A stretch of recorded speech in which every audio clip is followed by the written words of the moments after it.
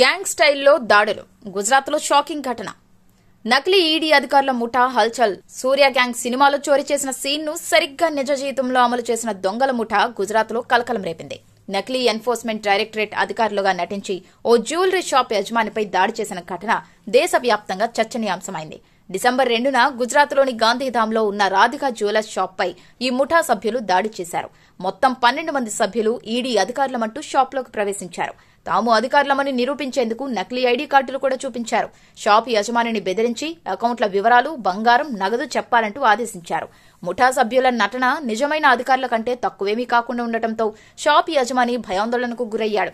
15 నిమిషాల్లో బ్యాంకు, బంగారం వివరాలు చెప్పకపోతే జైలుకు పంపిస్తామని బెదిరించారు.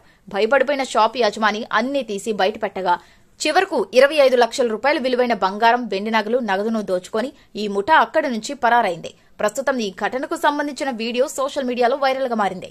ఈ ముఠా సభ్యుల కోసం పోలీసులు గాలింపు చర్యలు చేపట్టారు. నకిలీ ఐడీ కార్డులు, యాక్టింగ్ తో చేసిన ఈ దాడి స్థానిక వ్యాపార వర్గాల్లో భయాందోళన రేపింది. సినిమా సీన్లను తలపించే ఈ సంఘటన పట్ల నెటిజన్లు స్పందిస్తూ సినిమాలు నిజ జీవితానికి ప్రేరణగా మారుతున్నాయా అని ప్రశ్నిస్తున్నారు.